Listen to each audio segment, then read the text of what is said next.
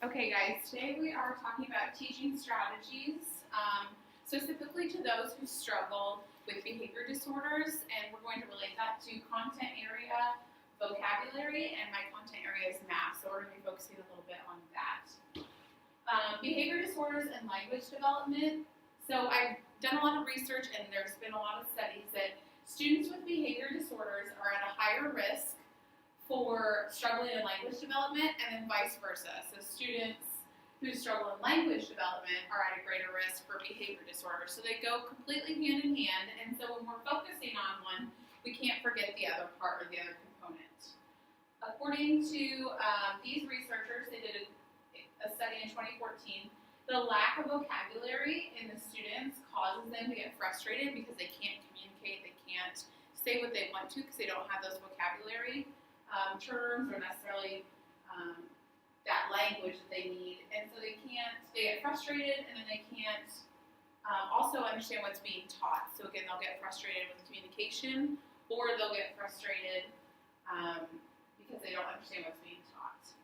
So let's take a minute right now, just at the beginning of this, to jot down some ideas on what we could do as educators to work with students who have behavior disorders on this vocabulary and knowing that they tie together. So what could you do in your classroom to work with students with behavior disorders on language at the same time, hoping that it kind of helps out both areas? I'm going to turn the lights on.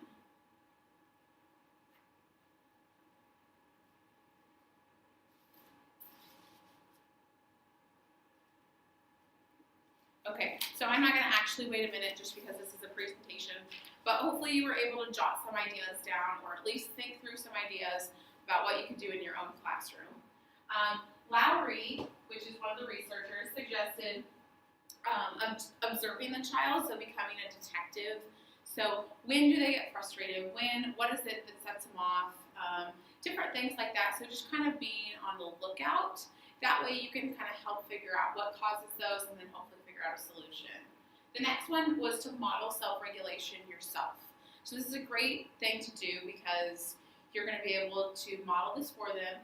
They're going to be able to see how it's done and then hopefully be able to apply that to themselves. And I would even add to that to tell them that you're going to model these strategies. That way that they can kind of be on the lookout. The next one would be to teach the child words, phrases, things that they can do when they're frustrated. This would kind of go along with the modeling. So if you're kind of showing them an example of, hey, this is what I do when I get frustrated, these are some words that I use that are appropriate, then they can kind of look for that as well. The next thing would be to create routines and make those expectations clear. By doing that, they're going to be able to know what to expect. They're not going to be thrown off where they get frustrated, and they're going to know that your expectations are clear. The next one is encourage playing with others and imaginative play. By doing this, it's kind of a positive in their day. It helps them kind of alleviate some of the stress, maybe some anxiety, any of those things. And when they're playing, that they can get some of those behavior issues out of the way, and hopefully they don't bring them back to the classroom. And then lastly, just to follow the child's lead. All of these things, the child can learn to regulate their behaviors and work with their peers. And then by doing this, hopefully they can also develop those language and vocabulary skills that they need to succeed. One of the things that they talked about in the paper and the studies were behavior regulation.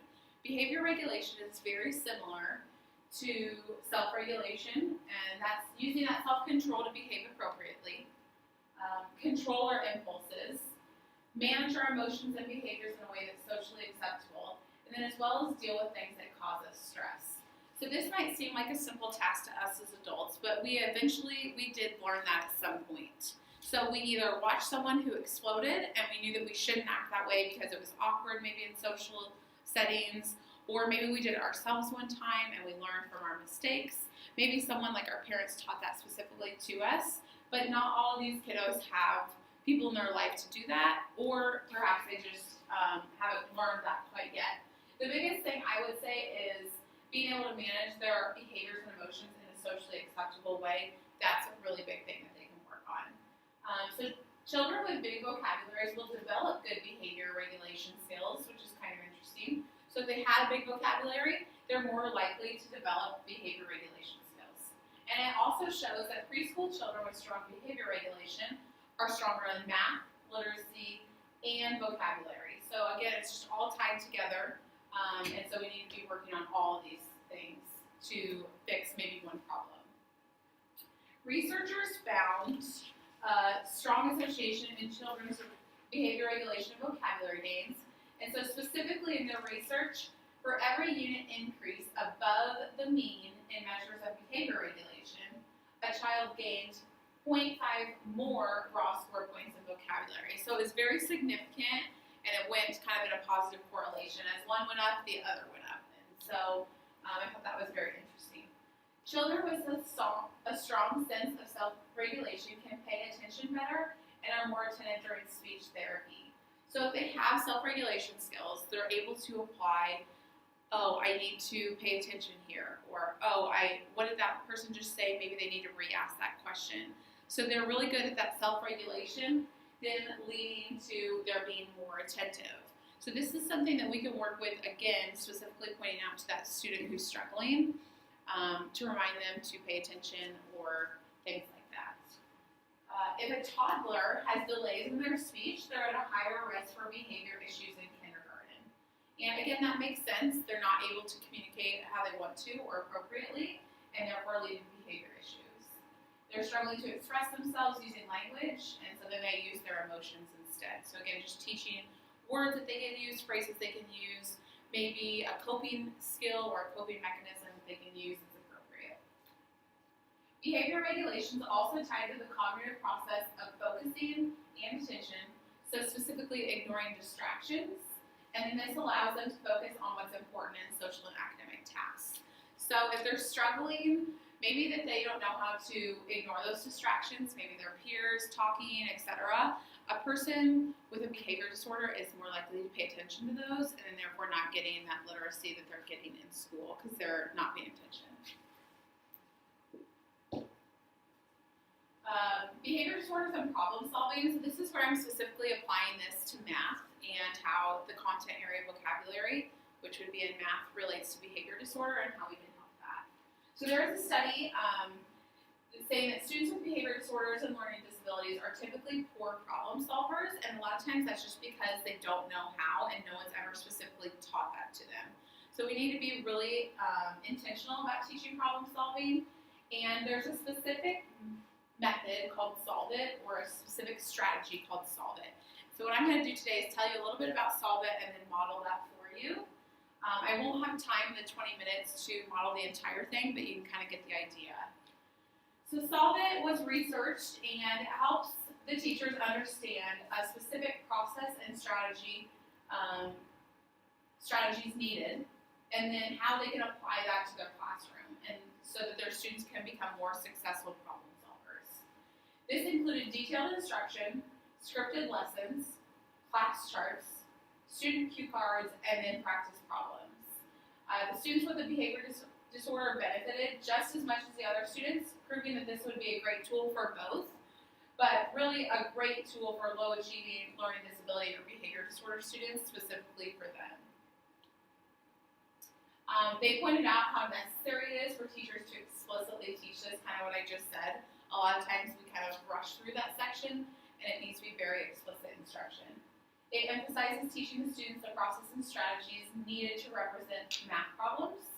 So a lot of times they might read something and have no idea where to start, and that's where Solve It comes in handy.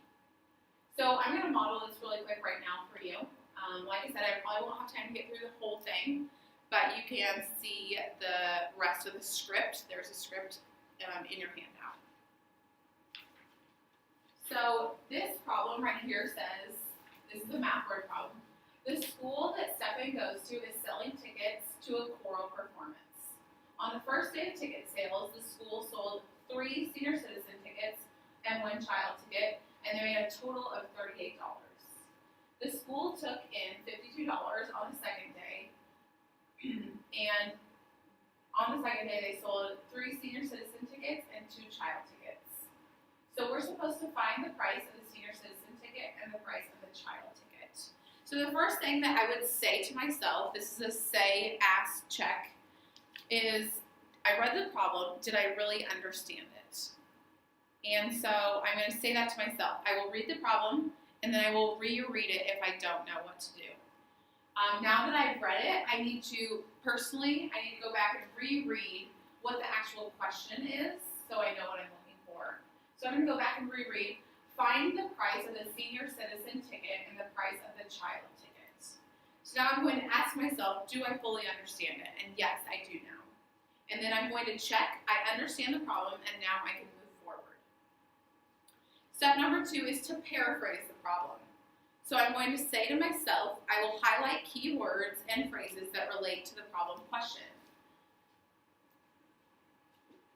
So some of the key things I'm going to highlight are, I sold 3 senior citizen tickets on the first day. I sold 1 child, and then for a total of $38. So I have highlighted the first part. Then I'm going to, in the second part, and I'm going to use a different color, 52 total sales on the second day. And that was 3 senior citizen tickets, 2 child tickets. Now I'm going to ask myself, so the second step is always ask, did I highlight the most important words or phrases in the problem? Yes, and then I can check with myself, yes I did. I highlighted all the numbers and all the key phrases in the problem. The third step is to draw or visualize the problem. So in this, there's not really a picture to draw, but what I'm going to do is I'm going to map out the equations that I'm going to use. So in blue, which is the first day, I sold 3 senior citizen tickets, and I need to define the variable. So I'm going to put 3S plus 1 child ticket, so 1C, is equal to the total price, which was $38. The second day I did in green, and there was a total of $52. So again, I'm going to put that over right below the total of the first day. And then again, I'm just looking at all the highlighted things. I have 3S on the second day, and then this time 2 child. Okay, then I'm going to ask myself, does my drawing represent the problem? And I'm going to look, and then I can check, yes. I'm checking myself, the drawing contains the essential parts of the problem. Okay, the fourth step is to create a plan to solve the problem. So I have already created part of my plan, which was by writing the equations. So my next part is to actually specifically map out what my plan is to do from here to get to the answer. So as a math teacher, I would kind of vocalize, okay, now that I have my equations set up, I'm going to use substitution. And so that would be my first part of the plan. And then after that, I've set it up, I need to solve for S. Once I've found S, I need to solve for C. And then I need to write my answer as an ordered pair. So now I'm going to check, what is the first step of the plan? What's the second step of the plan? Is the entire plan covered? And I can kind of check back mentally and say, yes, I think I have all the steps I need. And so I've checked, and now I can move on to the fifth step. The fifth step is predict and estimate the answer. So I'm going to say to myself, I will estimate what the answer will be. Okay, and I can kind of estimate between these numbers. I can estimate the first day was 38, etc. The second day was 52, and I would estimate those. So I'm not going to be able to finish the rest of this. The sixth step would, after prediction, be to compute the answer. Contact the front office. And then the seventh step would be to check the answer. And in every single step you're using, first I'm going to say to myself what I'm going to do. Then I'm going to ask myself, did I do that? Then I'm going to check and kind of regroup and make sure before I move on to the next step that I've done everything I needed. And so that's called say, ask, check, and that is the solve it method that you can use with students with a learning disability and specifically those with behavior disorders. Okay, after moving on to solve it, we're going to move on to behavior disorders and vocabulary. So many students struggle with how to represent problems and execute solving them. This requires sophisticated vocabulary. So in other words, when you're reading a story problem, like a math story problem on maybe a standardized test, there's a lot of vocabulary in there that you need to know. And not all students know this. And then the problem-solving strategies, which is a lot of times near impossible, especially for those students with behavior disorders, what to even do, especially if they don't know the vocabulary in it. So some of these people did a study in 2015, and it was with students with behavior disorder and how they struggle with vocabulary and word problems. The multi-step process that is required to solve it, and then also applying the same algorithm or pattern to solve that. So what they did was they used Math Scene Investigator, which is as MSI, and that's a specific cognitive strategy instruction that includes both verbal and visual strategies using manipulatives, and then focusing on these components. The first one is identifying the question. The second one is identifying the important numbers. The next one is explaining what the question is trying to answer. The next one is selecting the operation needed to solve or create a picture. And then lastly, getting rid of unnecessary information. So again, this is very similar to the Solve It method that I just used, but it's called Math Scene Investigator, and it's another strategy that's using a very explicit instruction on how to solve these math word problems. So by focusing on one method, which they focused on MSI, students became more proficient problem solvers because of their repetition with the same method, and then educators reported that students who received this intervention were able to quickly and accurately apply the steps. And again, it's all back to that repetition. They were using the same method over and over again on different problems, and then they were actually able to learn how to solve those math problems, even when they struggled with the vocabulary, even when they struggled how to represent it.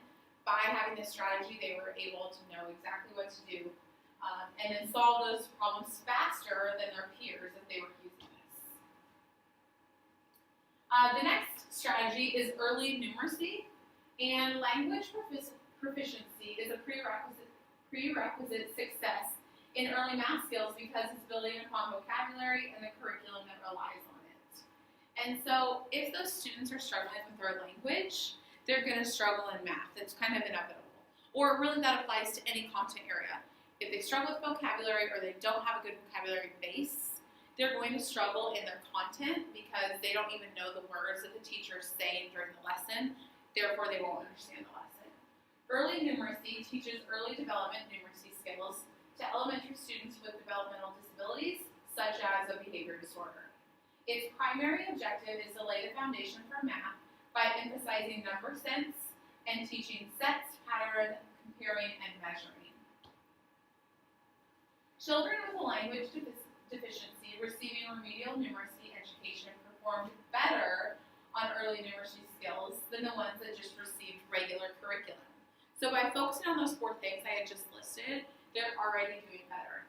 They were able to catch up with their peers and who were already proficient just by focusing on those four things.